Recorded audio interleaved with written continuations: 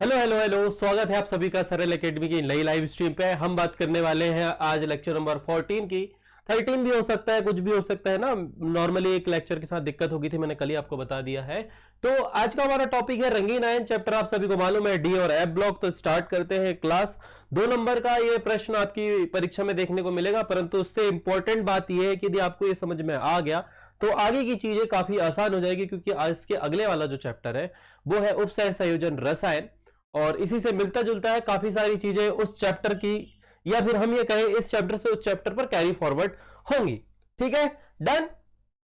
तो बहुत यह एक छोटी सी इमेज आई होप आप सभी को दिख रही होगी। फ्लिकरिंग के कारण पे यहां पर दिक्कत हो सकती है थोड़ी सी, परंतु आपकी एनसीईआरटी की बुक का ये डायग्राम है, और इस डायग्राम को इसीलिए उठाया गया है कि एक प्रश्न बार बार परीक्षा में अपेयर होता है, और प्रश्न कुछ इस प्रकार से होगा जो कि मैं यहां पर लिख देता हूं। प्रश्न आप लोग लिखेंगे कि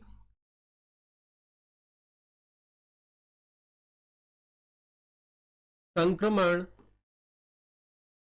तत्व रंगीन आयन बनाते हैं, क्यों? ठीक है, ये है प्रश्न, और इस प्रकार की कुछ इमेज है आपके सामने। एक प्रश्न बार बार अपेयर होगा कि जो हमारे संक्रमण तत्व है, अच्छा कितने लोग आ चुके हैं जरा फटाफट से बता दो। एक बार मैं मैसेज भी ड्रॉप कर देता हूं ग्रुप पे, जो हमारे पीएमएम बैच वाले बच्चों का ग्रुप है उस पर मैसेज ड्रॉप करना जरूरी है कि लाइव क्लास स्टार्ट हो गई है केमिस्ट्री की।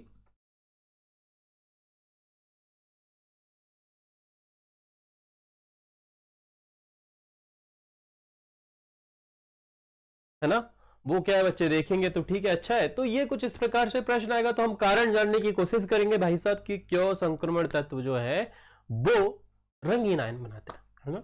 बहुत ही बढ़िया कहानी है इसके पीछे, बहुत ही बढ़िया साइंटिफिक रीजन है जिसे हम समझने की कोशिश करेंगे। ठीक बात, चलो। जो लोग आ गए होंगे वो फटाफट से लिख देंगे यस सर, ठीक है सर, प्रेजेंट सर, बढ़िया है सर, आवाज सही है सर, सब कुछ ठीक है सर, है ना। चलो, अनामिका भी आ चुकी है वो। वेलकम बेटा। मुझे अच्छा लगता है आप डेली आते हो। अनामिका टॉपर बच्ची है हमारे लोकल जो स्कूल है, मैं नाम नहीं लूंगा, ठीक है। तो उस स्कूल की टॉपर बच्ची है 11th की, और बाकी सारे बच्चे जो देख रहे हैं वह भी टॉपर्स हैं, कुछ पीएनएसटी वाले बच्चे भी हैं। तो ध्यान से देखोगे हमारी आवर्त सारणी है संक्रमण तत्वों की स्थिति, ये जो बीच वाली है, यदि आपसे पूछ ले तो लिख देना 3 से 12 तक यहां पर ये होते हैं, चौथे आवर्त से स्टार्ट होते हैं। तो ये जब यौगिक बनाते हैं तो वो यौगिक या संकुल उत्पाद जो बनाते हैं, संकुल उत्पाद जो बनाएंगे, ये रंगीन क्यों होते हैं, ये प्रश्न होगा हमारा। ठीक है, तो इसका एक कारण है, और इसका कारण जो है वो है बेटा इनके कक्षकों की स्थिति। उदाहरण के लिए हम बात करते हैं, हम एक उदाहरण उठाते हैं। किसका उठाऊं मैं उदाहरण उठाऊंगा, चलो काफी सारे बच्चे आ गए, चलिए। संक्रमण तत्व रंगीन आयन इसलिए बनाते हैं, और इसका सबसे पहला जो कारण है वो है डी उपकोष का विभाजन। सबसे पहला जो कारण है वो है डी उपकोष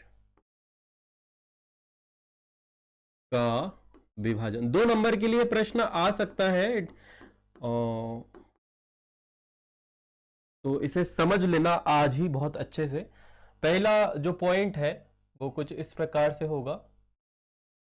चलो, लिखते लिखते हमें भी बिल्कुल लाइन पे लिखना आने लगा, नहीं तो टेढ़ा आड़ा हो जाता था, कभी तिरछा लिखते थे, कभी कैसे लिखते थे। अब बिल्कुल फाइन सुपर। एक्चुअली जो कैमरा एंगल था वह भी तिरछा हो जाता था, इस वजह से हम सीधा भी लिखते थे वो तिरछा ही दिखता था, तो फिर मिलाना पड़ता था। आज देखो पूरा प्रॉपर एक ही बार में सीधा लिखा हुआ है।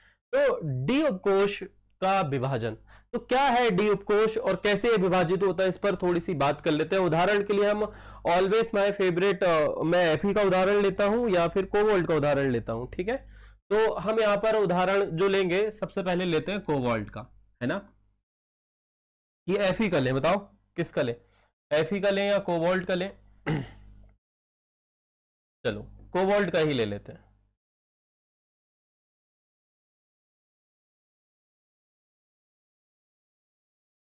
कोबाल्ट, ठीक है, सीओ से इसे प्रेजेंट किया जाता है कैपिटल सी। परमाणु क्रमांक होता है 27, एफई का होता है 26, एमएन का होता है 25। एमएन को जब आप पानी में बोलते हैं तो नीले कलर का वो दिखाई देता है। यहां पर कोबाल्ट की बात हम कर रहे हैं। परमाणु क्रमांक को जिस प्रकार से आपको लिखना होता है, इलेक्ट्रॉनिक विन्यास लिखना बहुत इंपॉर्टेंट है। 1s2, 2s2, 2p6, 3s2, 3p6,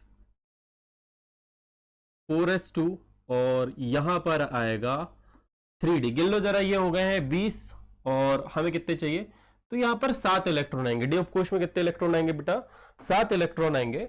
और अब आप सभी को पता है इस अवस्था में संयोजन नहीं होता, तलस्थ अवस्था में संयोजन, उत्तेजन अवस्था में होता है, या फिर जब इलेक्ट्रॉन निकाल लिए जाते हैं। तो आपकी बुक में एक टेबल बनी है बहुत प्यारी सी, उस टेबल का भी जिक्र आपको आगे इस पे देखने को मिलेगा। इस टेबल को मैं पहले आपको समझाने की कोशिश करता हूं कि ये है क्या। यहाँ पे इसके आइडिया में इसके 3 इलेक्ट्रॉन निकाल लिए हैं तो प्लस आवेश आ गया है, डी उपकोष खाली हो चुका है। हम बात कर रहे हैं किसकी? यहां पर कोबाल्ट का जिक्र है क्या? हाँ, यहां पर कोबाल्ट का जिक्र है। यहां पर मैंने अभी डी पे 7 इलेक्ट्रॉन रखे हैं और डी पे 6 इलेक्ट्रॉन रखे हैं, ठीक है। तो कोबाल्ट से जब 2 इलेक्ट्रॉन निकाल लेंगे और 3 इलेक्ट्रॉन निकाल लेंगे तो देखेंगे कौन सा कलर बनेगा? हरा कलर बनेगा। तो यहां पर इस पर बातचीत करेंगे कि कैसे इलेक्ट्रॉन निकाले जाते हैं।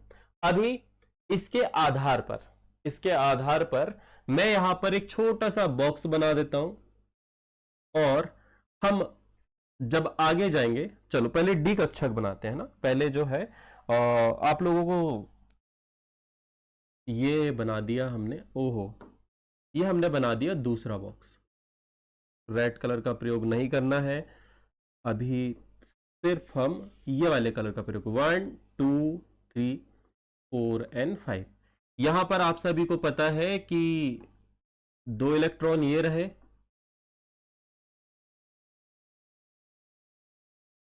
1 2 3 4 5 6 और 7। ये कुछ इस प्रकार से इलेक्ट्रॉन हमारे कोबाल्ट में भरे हुए हैं, ठीक है। अब आप सभी को मैंने बताया कि इस स्थिति पर उपसहसंयोजी यौगिक या फिर हमारे संकुल उत्पाद नहीं बनेंगे। हमें क्या करना पड़ेगा? इनके इलेक्ट्रॉन निकालने पड़ेंगे, अर्थात ऑक्सीकृत करना पड़ेगा। अब ये कैसे होता है? तो आपको लेक्चर 5 या 6 में मैंने बताया था कि आयनन ऊर्जा के बारे में बात हुई थी कि गैसीय अवस्था में किसी परमाणु के बाहरी कोश के इलेक्ट्रॉन को निकालने के लिए आवश्यक ऊर्जा जो है वो आयनन ऊर्जा कहलाती है। तो हम क्या करते हैं? कोबाल्ट को बहुत सारी एनर्जी देते हैं, ऊर्जा देते हैं।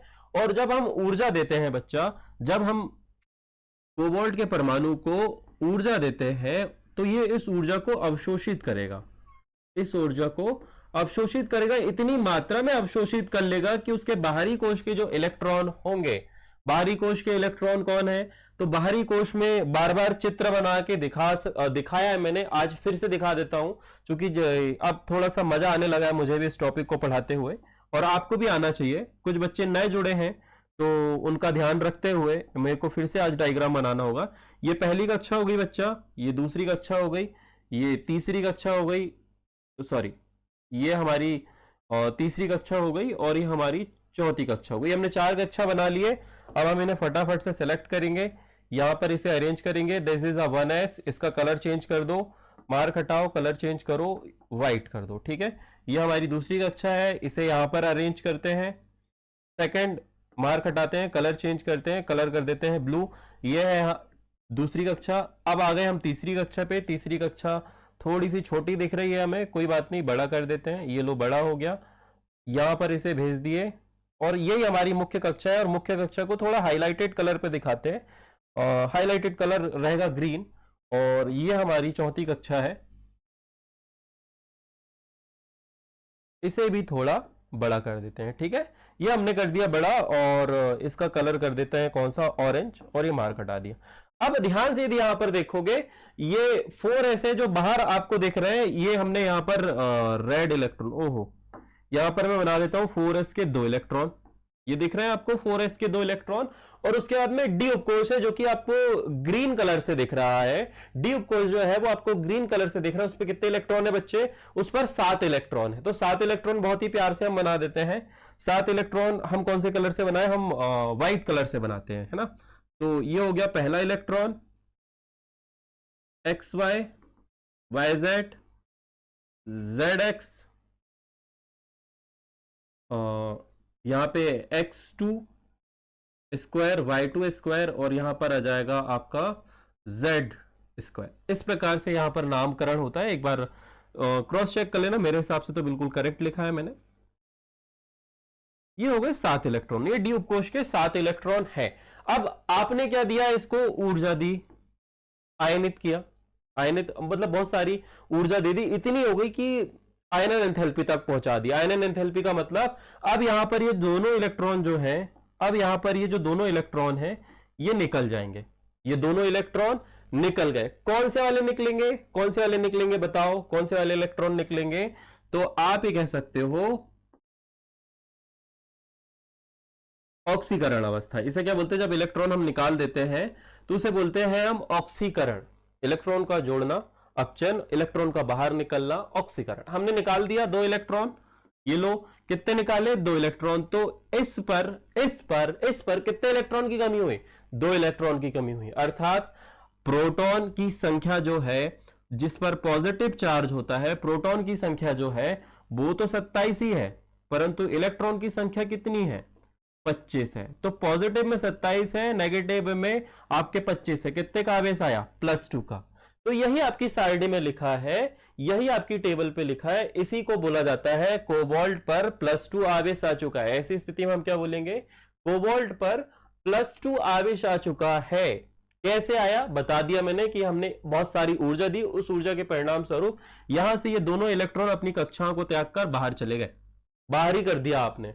तो इस स्थिति में आप ये बोलोगे कोबाल्ट पर जो है परमाणु क्रमांक तो उसका 27 रहेगा, परंतु +2 आवेश आ जाएगा। क्या जाएगा? +2 आवेश। अब मान लो आप क्या करोगे? आप क्या करोगे? आपने और ज्यादा एनर्जी दे दी, और ज्यादा आपने क्या किया? आपने और ज्यादा ऊर्जा दे दी, तो फिर से इलेक्ट्रॉन निकलेंगे। अब कहां से निकलेंगे? डी उपकोष से इलेक्ट्रॉन निकलेंगे बेटा। कहां से निकलेंगे? डी उपकोष से इलेक्ट्रॉन निकलेंगे। और आई होप सो यहां से कहीं से एक आध इलेक्ट्रॉन आपका और निकल जाएगा। तो इस स्थिति पे जब आप यहां से डी उपकोष से एक इलेक्ट्रॉन और निकाल दो, डी उपकोष से एक इलेक्ट्रॉन और निकाल दो यहां कहीं का, या इसका एक इलेक्ट्रॉन निकाल दो, तो ऐसी स्थिति पर कोबाल्ट पर +3 चार्ज जाएगा और परमाणु क्रमांक वही रहेगा। 3 इलेक्ट्रॉन निकाल देंगे तो उसकी ऑक्सीकरण अवस्था +3 जाएगी। अब क्या होगा? कक्षक खाली होंगे। फॉर एग्जाम्पल यदि इसकी बात करें, इस स्थिति पर बात करें, तो आप कुछ इस प्रकार से देखेंगे। यहां पर आप ऐसे देखेंगे 1 2 3, ये हो गया 5 और ये है 4s। ठीक है, ये है 3d और ये है 4s। तो यहां पर आपके प्रॉपरली 2 इलेक्ट्रॉन है यहां पर। तो यहां से आपने 2 इलेक्ट्रॉन जो है वो निकाल दिया, तो इस स्थिति पर कोबाल्ट पर +2 चार्ज आ गया। और यहां पर निकलोगे, यहां पर आप लिखोगे 2 इलेक्ट्रॉन निकल गए हैं। बहुत ही ध्यान से समझना है, ये पॉइंट समझ में आना चाहिए। यदि ये यहां वाला समझ में आ गया तो आगे का जो चैप्टर हमारा 5 है वो उसका आधा नॉलेज आप चैप्टर 4 में ही ले लोगे। मेरे लेक्चर लंबे करने का उद्देश्य यही है कि आपको सारी चीजें अपने आप समझ में आ जाएंगी। ठीक है, जो बच्चों को समझ में आ रहा है वो लाइव में रुकेंगे। अनामिका रुकी होगी क्योंकि वो डेली आती है, डेली उसका कॉन्सेप्ट क्लियर हो रहा है। और जो लोग बिल्कुल ही नए हैं, पहली बार आ रहे हैं, तो हो सकता है उनके सर के ऊपर से जाए सर क्या बात कर रहे हैं। ठीक है, परमाणु का स्ट्रक्चर वैसे ही काफी सारे लोगों को समझ में नहीं आता। दूसरी स्थिति पर मैं बात करता हूं कि +3 आवेश कब आएगा। तो +3 आवेश पे हम ये बात करते हैं कि यहां पर जो इलेक्ट्रॉन है हमारा, हम YZ के इलेक्ट्रॉन को निकालेंगे। इस स्थिति पर आप ये कह सकते हो ये आ रहा है ना, चलो थोड़ा सा ऊपर कर देते हैं, थोड़ा सा ऊपर कर देते हैं। ये है आपका 3D, ये है आपका 4s, और इधर आगे हम 4p भी बनाएंगे। हमें आगे 4p की भी आवश्यकता होगी। अब यहां पर 1 2 3 4 एंड 5 अपने आप हो जाएगा। यहां पर हमने क्या किया, ये है 4s, चलो ये लिख दो यहां पर 4s, ये है 4p और ये है 3d। तो यहां के 2 इलेक्ट्रॉन आपने निकाल लिए पहले ही, और अब आपने क्या किया बच्चा, आपने यहां का भी एक इलेक्ट्रॉन निकाल दिया। इस कारण से कौन सा आवेश आ गया, +3। अब ऐसी स्थिति में क्या हो गया, ऐसी स्थिति में क्या होंगे, जब हम इसकी अभिक्रिया, जब हम इसमें पानी मिलाएंगे या फिर किसी और अन्य उत्पाद के साथ अभिक्रिया करवाएंगे, और अन्य उत्पाद के साथ में अभिक्रिया करवाएंगे, बहुत ही ध्यान से सुनना है कि जब ये वाली स्थिति पे है ना, ये वाली स्थिति पे, एक स्थिति ये वाली है, एक स्थिति ये वाली, इस पर +2 आवेश है, इस पर +3 का आवेश है। तो इस वाली स्थिति पे बच्चा क्या होगा कि यहां पर हम जब इसकी अभिक्रिया H2O के साथ में करें, अभिक्रिया मत बोलो कि ये कॉपर आयन है, सॉरी कोबाल्ट आयन है, इस पर हम पानी मिला देंगे। क्या मिला देंगे, पानी मिला देंगे। चलो मिलाते हैं। ये हमने मिला दिया इस पर H2O। हम क्या मिला रहे हैं इस पर, हम इस पर मिला रहे हैं H2O, और H2O के पास में इलेक्ट्रॉन युग्म होते हैं। क्या होते हैं, इलेक्ट्रॉन युग्म। और ये जब कोबाल्ट के साथ मिलेंगे, ये जब कोबाल्ट के साथ में मिलेंगे, फॉर एग्जाम्पल ये बना लेते हैं कोबाल्ट ब्रैकेट के अंदर पे H2O6, कुछ इस प्रकार से ये जुड़ जाते हैं बच्चा। ठीक है, ये जुड़ गए, ये एक तरह का संकुल यौगिक बन गया। आप ये बोल सकते हो हेक्सा एक्वा कोबाल्ट, है ना, इस प्रकार से आप इसे कह सकते हो। अब इस स्थिति पे होगा क्या, इस स्थिति पे 6 जो H2O के अणु हैं वो लिगेंड के जैसे व्यवहार करेंगे। कैसे व्यवहार करेंगे, लिगेंड के जैसे व्यवहार करेंगे। और जो हमारे डी कक्षक थे, हमारे ये जो डी कक्षक थे, इनके मध्य, इन पर क्या है, इन पर इलेक्ट्रॉन है। अब मैं आपसे ये बोल रहा हूं बच्चा कि मैंने यहां पर ये किया, ये वाली स्थिति है, ये वाली स्थिति है, और यहां से 4s से हमने इलेक्ट्रॉन निकाल दिया। तो ये वाला जो इलेक्ट्रॉन है ये आ जाएगा यहां पर, ये वाले को हमने कहां भेज दिया, यहां पर, और ये वाले को इलेक्ट्रॉन को हमने भेज दिया यहां पर। ये दोनों को मिटा दो कुछ देर के लिए। ओहो, ज्यादा ही बड़ा मिट गया यार, इस वाले को यहां पर कर दो। देख पा रहे हो आप लोग, ये हो गई हमारी स्थिति। चलो एक बार फिर से शुरू वाली स्थिति पर ला देते हैं।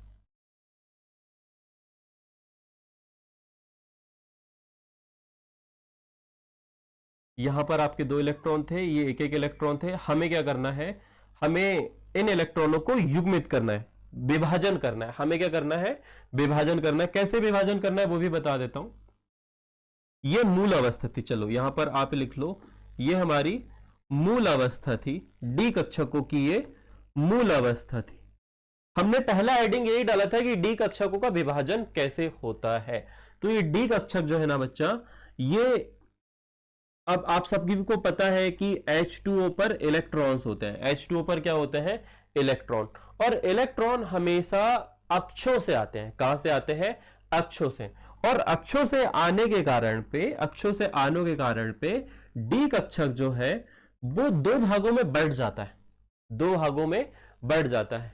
एक का ऊर्जा स्तर जो होता है वो कम होता है, जबकि दूसरा का ऊर्जा स्तर जो है वो ज्यादा हो जाता है। यही आपने डाला था ना, डी कक्षकों का विभाजन हो जाता है। हाँ बेटा रुचि, हेलो। तो डी कक्षकों का जो है वो विभाजन हो जाता है। ये वाले जो है इन्हें T2G बोलते हैं। अच्छा, मुझे ये आगे पढ़ाना था परंतु तुम लोग आ गए, उस वजह से मैं भी जोश पे हूं, आज ही पढ़ा देता हूं। ये Eg है, ठीक है। तो यहां पर इलेक्ट्रॉन उच्च ऊर्जा स्तर पर रहेंगे, यहां पर निम्न स्तर पर रहेंगे। अब यदि प्रबल लिगेंड आता है, अभी मैं क्रिस्टल क्षेत्र विभाजन सिद्धांत पे पहुंच चुका हूं, तो यहां पर ये इलेक्ट्रॉन जो है, ये पता है, ये यहां से हट जाएंगे और ये चले जाएंगे बेटा यहां पर। ये इलेक्ट्रॉन जो है ये आ गए यहां पर। अब ये कक्षक खाली हो गए।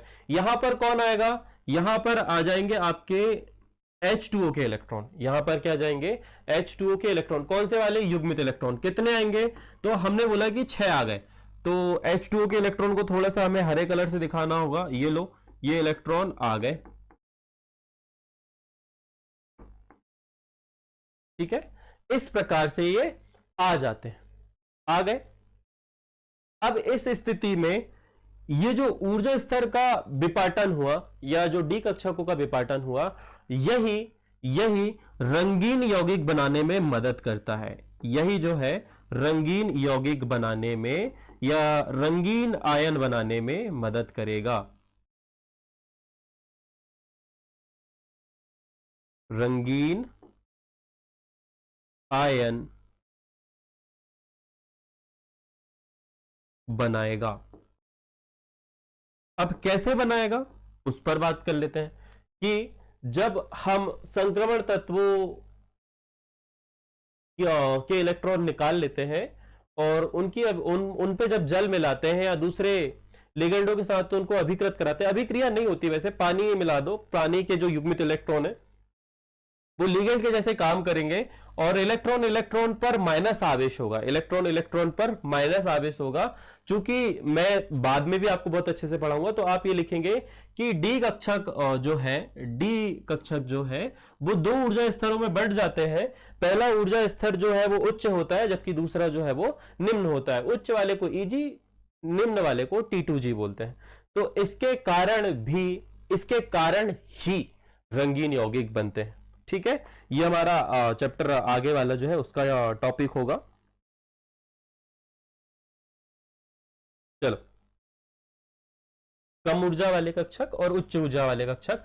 अब आप सभी को पता है, आप सभी बहुत अच्छे से जानते हो कि जब इलेक्ट्रॉन जो है वो उच्च ऊर्जा स्तर पर जाते हैं तो वो ऐसे खाली हाथ नहीं जाते, ऐसे ही खाली हाथ नहीं जाते। वो अलग अलग प्रकार की विकिरण निकालते हैं। अलग अलग प्रकार के क्या निकालते हैं? विकिरण। उसमें से एक विकिरण होता है दृश्य प्रकाश। कौन सा होता है? दृश्य प्रकाश। और दृश्य प्रकाश के कारण ही हम लोग एक दूसरे को देख पाते हैं। ठीक है, तो ये विलियन के लिए कैसे लागू होगा? तो अब आप सभी को इसके आगे वाला फिनोमिना मैं बताने वाला हूं। इसके आगे वाला फिनोमिना हम आपको बताने वाले हैं कि आपने इसमें H2O मिलाया, H2O मिलाने के कारण पे जो डी कक्षक थे उनके इलेक्ट्रॉन जो वो युग्मित हो गए। अब ये युग्मन होगा नहीं होगा ये हम आगे वाली चैप्टर में पढ़ेंगे, वो अपने आप में ही एक नया चैप्टर है। तो ये समझ लो इस प्रकार से कुछ स्थिति हो गई, दो कक्षक बने T2G और Eg, और जब इलेक्ट्रॉन उच्च ऊर्जा स्तरों पर जाता है तो वो अलग अलग प्रकार के विकिरण निकालता है। उसमें से एक विकिरण है दृश्य प्रकाश और यही हमें दिखाई देता है अलग अलग ऊर्जा स्तरों पर। जैसे कि आपने इलेक्ट्रोमैग्नेटिक वेव्स के बारे में पढ़ा होगा, वहां पर दृश्य प्रकार अलग अलग तरंग, जब 700 नैनोमीटर की आवृत्ति होती है तो लाल कलर होता है, 380 होता है तो ब्लू होता है, बीच में हरा पीला नीला सारे कलर होते हैं। याद होगा कि होगा, पता नहीं, आप सभी को याद होना चाहिए टॉपिक। तो वही कलर बनाते हैं। अब दूसरा लिखते हैं अपन, चलो दूसरा पॉइंट लिखते हैं अपन। दूसरा पॉइंट जो है प्रकाश का अवशोषण। प्रकाश का अवशोषण।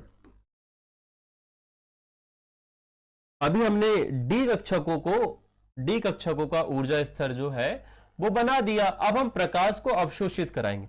फॉर एग्जाम्पल यहां पर आपने एक पात्र लिया, ठीक है, और उस पात्र में आपने कोबाल्ट और पानी को मिला दिया। कोबाल्ट और पानी को आपस में मिला दिया। इसमें क्या है बेटा? कोबाल्ट और पानी है, कोबाल्ट और पानी है। ठीक है, अब ये प्रकाश की उपस्थिति में रखा है। अब ये क्या करेगा? ये जो आपने लिगेंड और केंद्रीय धातु को मिला के, अर्थात संक्रमण तत्व और पानी को मिलाया, तो यहां पर पानी जो है वो लिगेंड के जैसे व्यवहार करेगा और यहां पर जो पदार्थ आपका बना है, जो संकुल यौगिक आपका बना है, या संकुल आयन लिख लो, संकुल यौगिक लिख लो, संकुल उत्पाद लिख लो, उपसह संयोजन सत्ता लिख लो, कुछ भी लिख सकते हो, तो विलियन लिख लो, कोई दिक्कत नहीं। जो यहां पर आपका सॉल्यूशन बना है, ये जब प्रकाश का अवशोषण करेगा, क्या करेगा? प्रकाश का अवशोषण करेगा। कौन सा प्रकाश? सूर्य का प्रकाश कैसा होता है? सफेद होता है। कैसा होता है? श्वेत प्रकाश। आप यहां पर लिखते हो, जब ये जो विलयन है, जब केंद्रीय धातु या फिर संक्रमण तत्व और पानी से मिलकर बना जो हमारा संकुल यौगिक या विलयन होगा, वो जब श्वेत प्रकाश का अवशोषण करेगा तो वह उसमें से कुछ प्रकाश विकिरण जो है, कुछ प्रकाश विकिरण जो है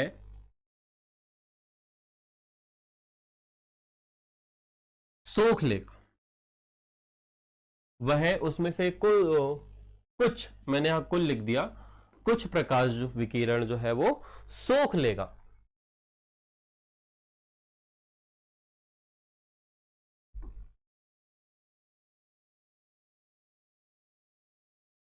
अब बताओ, जो प्रकाश किरण, जो प्रकाश विकिरण वो सोखेगा वह हमें दिखाई देगा, या जो नहीं सोखेगा वो दिखाई देगा?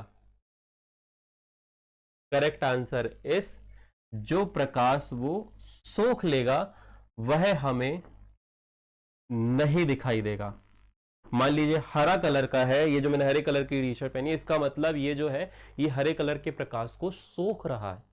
ठीक है, इस वाले प्रकाश को सोख रहा है, मतलब ये इस पर लागू नहीं होता है, विलयनों के लिए अलग, विलयन को लिए थोड़ा सा अलग है। तो ये इस प्रकाश को सोख लेगा और इसके विपरीत प्रकाश को दिखाएगा, सोख लेगा और वापस कुछ शेष बचा हिस्सा, शेष बचा हिस्सा उत्सर्जित करेगा। क्या करेगा? शेष बचा हुआ हिस्सा। हमने थोड़े बड़े पॉइंट लिखने ना, इस वजह से तीसरा पॉइंट मैं बता दूंगा, उत्सर्जित करेगा और वही हमें दिखाई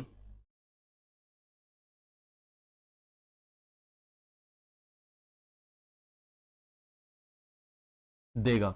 अच्छा, दिखाई देगा, वही वाला हिस्सा हमें दिखाई देगा। ये वाले पॉइंट को अगले वाले पॉइंट से हम करेक्ट करेंगे और हमारा अगला पॉइंट जो है, चलो यहां पर अगले पॉइंट पे टेबल आ गई। अगले पॉइंट पर जो है वहां पर आप लिखेंगे पूरक रंग का दिखना, पूरक रंग का दिखना। अब ध्यान रहे, प्रकाश का, श्वेत प्रकाश हम किसी भी विलयन पर जब भेजते हैं या संक्रमण तत्वों से बने विलयन पर जब हम उसे भेजते हैं तो वही प्रकाश के विशेष विकिरण को वो अवशोषित करेगा, कुछ इलेक्ट्रॉन हायर स्टेट पर पहुंचेंगे और उसके विपरीत यह हमें कलर दिखाई देगा। जैसे कि आप सभी को पता है कि यदि दृश्य प्रकाश का मैं स्पेक्ट्रोमीटर यहां पर बनाऊं तो चलो यहां बीच में कहीं हरा कलर होगा, इधर साइड पे यहां कहीं नीला कलर होगा और इधर लास्ट में इधर कहीं पे रेड कलर होगा। कौन सा कलर होगा बच्चा? रेड। तो इसकी आवृत्ति देखी जाए तो 700 के आसपास होती है। ये आप सभी को पता नहीं, याद आप रिमेंबर कर पाए हो कि नहीं कर पाए हो, मैं यहां पर लिख देता हूं। यहां पर 700 होती है और यहां पर 380 के आसपास होती है। अब वो जो विकिरण, ये वाले वेव्स उस विलयन पर पड़ेंगे, इन्हीं को तो विकिरण कहते हैं। इन्हीं को क्या कहते हैं? विकिरण कहते हैं। और यही विकिरण अलग अलग प्रकार के कर निकालते हैं। इलेक्ट्रॉन हायर स्टेट पे जाएगा, उसकी ऊर्जा का मान या उसकी तरंग दैर्घ्य 380 हुई तो हमें नीला कलर दिखाई देता है या वो नीला कलर एडमिट करेगा। परंतु यहां पर इलेक्ट्रॉन इसके नहीं है, लिगेंड्स के। किसके? लिगेंड्स के। तो मान लीजिए वह नीले कलर के प्रकाश को अवशोषित करता है तो उसके विपरीत हमें कलर दिखाई देगा और वो जो कलर होगा वो होगा रेड। ठीक है, कोई विलयन यदि नीला दिख रहा है इसका मतलब उसने जो कलर अवशोषित किया होगा वो रेड कलर होगा, और कोई यदि रेड दिखा रहा है तो इसका मतलब उसने नीले प्रकाश को अवशोषित किया। हमेशा विपरीत कलर दिखाई देते हैं। ठीक है, हमेशा क्या होते हैं? विपरीत कलर दिखाई देते हैं। यही वाली बात आपको आगे वाले इलेक्ट्रॉन दृश्य प्रकाश के 7 रंगों में से किसी एक विशेष रंग के प्रकाश को अवशोषित कर लेते हैं, जो इसके बाद जो बचा हुआ प्रकाश है वह हमारी आंखों तक पहुंचता है। ठीक है, तो ये मान लीजिए ये विशेष प्रकाश नीले कलर का है, तो ये वो सोख लेगा और उसके विपरीत वाला जो प्रकाश कलर है, जैसे कि नीला का जो विपरीत है वो हमारी बुक में रेड बोला गया है, तो वो रेड कलर जो है हमें दिखाई देगा। ठीक है बेटा, ये हो गया इंपॉर्टेंट 3 फैक्टर। 3 फैक्टर में सबसे पहले हमने जो बात करी थी वो बात करी थी बच्चा यहां पर डी कक्षकों का विभाजन। यदि डी कक्षकों का विभाजन नहीं होता है, अर्थात यहां पर जो कक्षक है इन पे ऊर्जा का अंतर नहीं आता है, ये एज इट इज जैसे कि वैसे ही रहते हैं, तो हमारे रंगीन यौगिक नहीं बनेंगे। क्लियर, इज दैट क्लियर कि यदि डी कक्षकों में किसी भी प्रकार का विभाजन नहीं होता है, डी कक्षक नहीं बटते हैं, तो रंगीन यौगिक नहीं बनेंगे।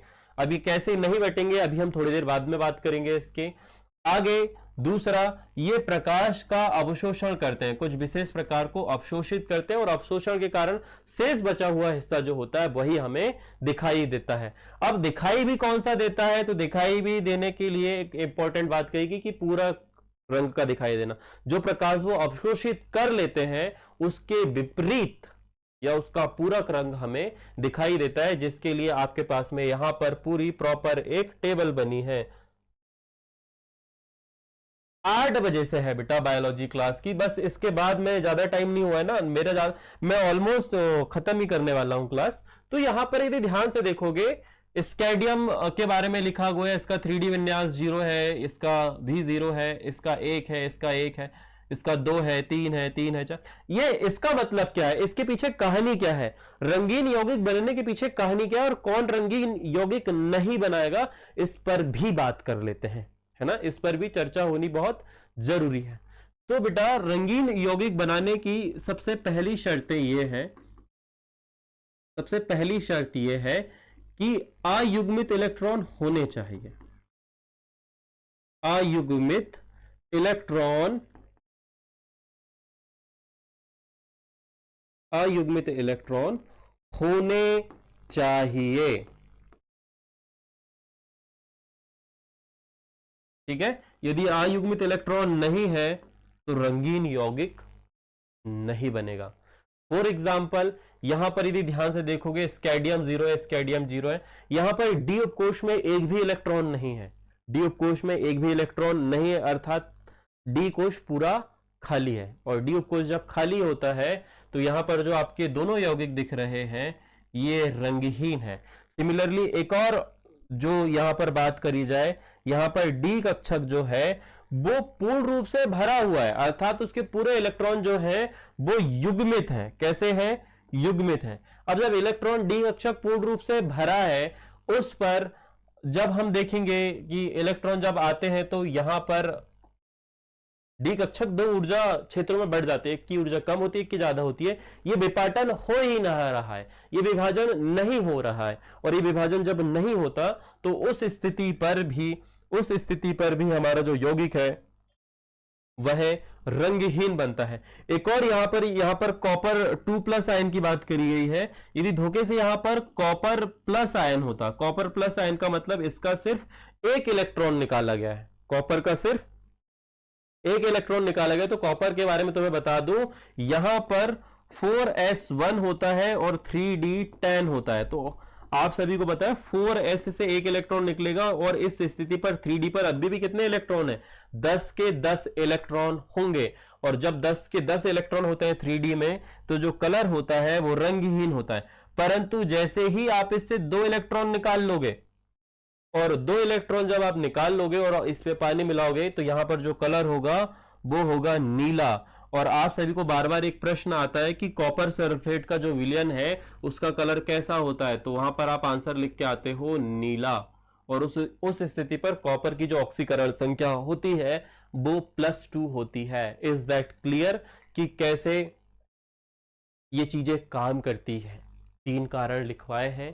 पहला कारण है डी कक्षकों का विभाजन, दूसरा है प्रकाश का अवशोषण, और प्रकाश के अवशोषण के बाद में पूरक रंगों का दिखना। ठीक है, बेब्स के माध्यम से भी आपको समझा दिया। यहां पर ये अयुग्मित, जैसे कि यहां पर एक इलेक्ट्रॉन है, जब एक इलेक्ट्रॉन अयुग्मित है तो यहां पर नील लोहित कलर दिखेगा, यहां पर भी नीला कलर दिखेगा। 2 है तो आपको देखना यहां पर हरा कलर दिखाई देता है।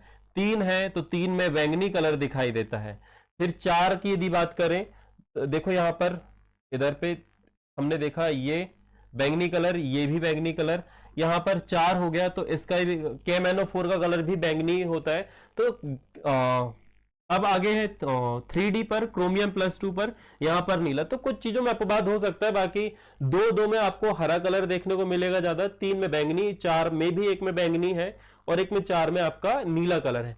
5 में गुलाबी कलर देखने को मिल रहा है Mn के साथ में, और Fe के साथ में पीला कलर देखने को मिल रहा है। ठीक है, 3D6 Fe में यहां पर आपको हरा कलर देखने को मिल रहा है। तो ये जो रंग है आपको थोड़ा बहुत याद रखना है। ठीक है, थोड़ा बहुत आप याद रखेंगे और यहां आके मेरे इस लेक्चर की समाप्ति होती है। क्या आप लोग समझ पाए? क्या आप लोगों को समझ में आ गया? आज मैंने बहुत ज्यादा फास्ट मोड में पढ़ा दिया, पता नहीं क्यों जल्दी जल्दी पढ़ा दिए सर इतनी। कोई बात नहीं, अभी आप ये समझो, इसके आगे एक चैप्टर आने वाला है जिसका नाम है उपसहसंयोजन